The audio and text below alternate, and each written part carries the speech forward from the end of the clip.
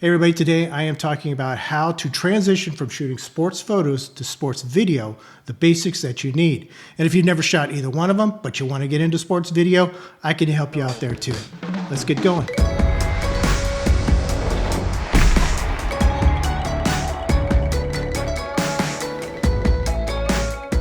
So let's get into this. I'm going to talk about gear. I'm going to talk about some computer hardware that you're going to need and software. I'm going to talk about some skill sets you're going to have to learn. And I'm talking a little bit how to promote yourself, some networking. First off, let's talk about gear. So for those of you who were doing sports photos and now you want to do a video, I can assure you that more than likely the gear you already have will get you going without a problem. But if you're just starting out, here's some minimum requirements you absolutely need. First of all, you need a camera, preferably mirrorless in my estimation, that will photograph at least at 1080p at 120 frames per second. In my case, that would be this Nikon Z30. Nothing particularly special about it. I actually picked it up to do YouTube videos because it's small and light and you can blog with it too. But the great thing is this lens mount will fit all of my Nikon lenses for all my cameras. So I can use even my 400-2.8 on this if I wanted to. Now this camera is not the highest grade camera in the world. It does fine for what I bought it for. However, if you're just getting started, you can get a camera just like this, the Z130. Canon and Sony also make cameras that are very comparable to this and would do just as well. If I were you, going from sports photo to sports video, stick with the system you already have. There's no point in changing systems only because somebody's got a cooler camera if you've already got a bunch of lenses for one particular brand. So as long as it shoots 120 frames per second at 1080p, you're golden. And if you're asking why 120 frames per second at 1080p, 1080p is HD, which is pretty much what everybody expects these days, everything in HD. And 120 frames per second allows you to do some nice, smooth, buttery, slow motion in post. Now, if you already have some nice cameras that you're using to take still photos, like this is my Z8, I got a Z9 that's shooting this video right now, or you have something comparable from the other manufacturers, more than likely, those are perfectly capable of shooting sports video. Just need to set them up to do it that way. And more than likely, they will far exceed the capabilities of this little Z30 and meet those requirements I just talked about. Now, something you want to look at in the capabilities of your camera, and I probably should have talked about this earlier when I was comparing cameras, is can it shoot in log? And what do I mean by log? Well, it's a type of file format. You have SDR, which is very common is in all of the cameras, even the lower price ones. And it's akin to, if on the photo side, of maybe JPEG. This other file format is called log. Now, it's not truly a raw image as you would equate with your still cameras, but it approximates it. Basically, it gives you much wider latitude in your exposures and in your color. And you have to color grade it, just like you do raw images and still photos, but much greater latitude. So the cool thing about shooting video is the price of entry is much lower. You don't need those big f2.8 lenses that we in sports photo often really gravitate to, those extremely expensive lenses.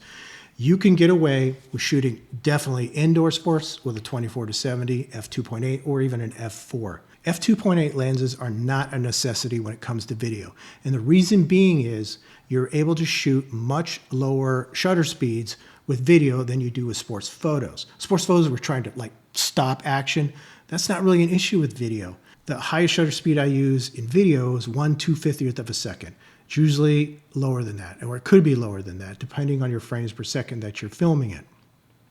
So a 24-70 is perfectly fine for indoor sports. The reason being is you're not trying to crop in real tight on a particular subject. You tend to be more wider open, trying to get the ball through the air, that kind of thing. So you don't need that super zooms when it comes to video.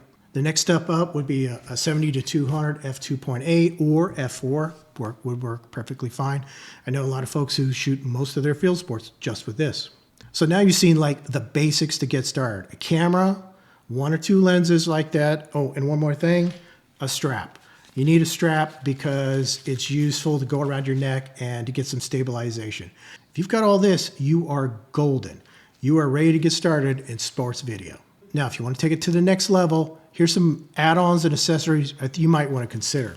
Now, when it comes to accessories, of course, there's bazillion different accessories that are out there that you could possibly buy that somebody may try to promote and get you to purchase. The next two items I would buy, however, are a decent shotgun mic. This happens to be a Sennheiser MKE 400. I like this one. There's a lot of other brands out there. Deity, for example, Rode makes very similar things. I like this particular one because it uses AAA batteries and it only turns on when the camera that it's attached to is on. The others often have it where you have to charge the microphone itself. That's not so good if you're at a game and it dies on you for some reason and there's no way to charge it, but with AAA batteries, just put more AAA batteries in. And the camera you're using does have a little tiny microphone in it, but it doesn't pick up ambient noises very well. It's not directional. This is nice because it's more directional, and especially when the player's a lot closer to you, you can pick them up a lot better than just the on-camera microphone. The other thing I would suggest is you might want to consider is getting a decent monopod. If you've been shooting sports for a while, especially if you have bigger lenses, you probably already have one of these. This might come handy if you're out on the field for long periods of time. The thing with video is you're trying to track things very carefully and smoothly, which you don't have to do as much with sports photos, but video, you're trying to be a lot more smoother. So a decent monopod would come in very handy at that point. All right, so that's it with camera gear. Let's talk about some other kinds of gear. And the other kind of important gear you're going to need is a computer, and not just any computer. Now, like I say, if you've been shooting sports photos for a long time, you probably have a decent laptop, PC, Mac, something like that to do sports photos. More than likely, if it's more of a high-end computer, you're fine. So what I would say in general is if you're in the market to buy a computer, get one that's set up for gaming. The reason being is it tends to have better capacity, faster processor, better video card, and you're going to need those things when you're editing video.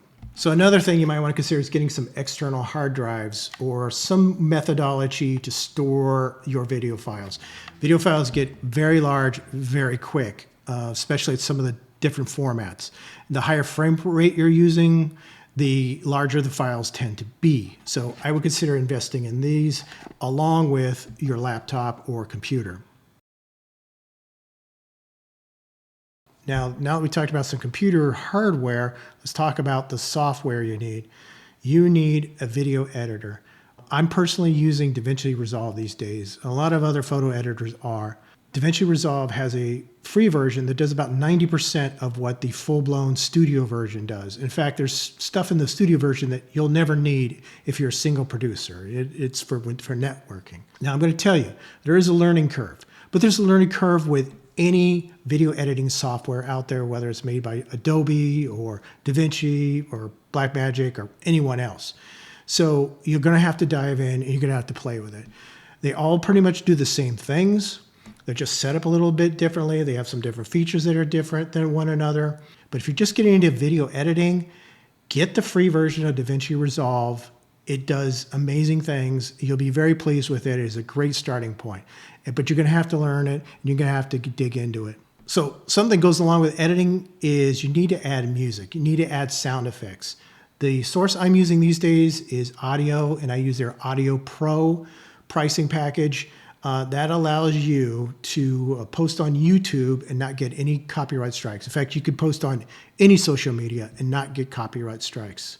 It's $199 right now. However, you can get 70% off if you use the link and the code down below. Look in the description. You'll see all the information right there. All right, now that we've talked about some subscriptions you might need and the software you're going to need to go with those computers, let's talk about some skill sets, which I've kind of already touched on. Okay, as far as skill sets, if you've already been doing sports photos, you've got a leg up. You're on your way. The first thing you need to understand if you're going to do video is you need to understand the relationship between shutter speed, aperture, and ISO when it comes to exposure.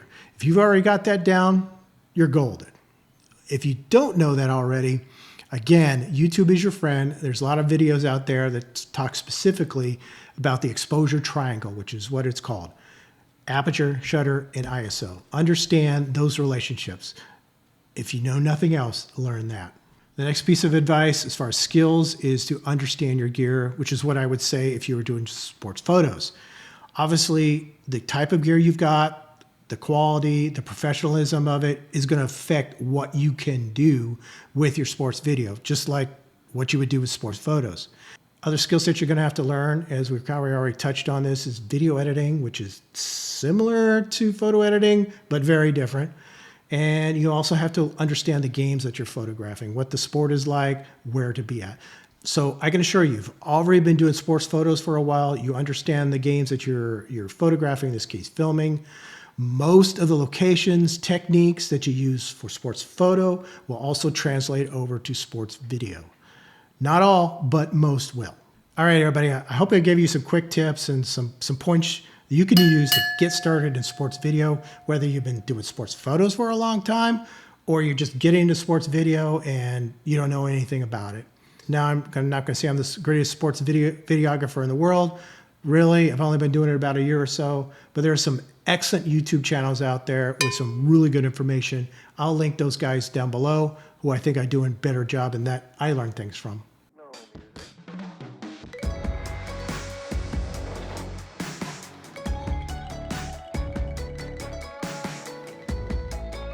And with that, I appreciate you being here, watching the videos. If you want to see more content, whether it's sports photo or video, check out this link right here. All right, I'll see you next time. Thanks.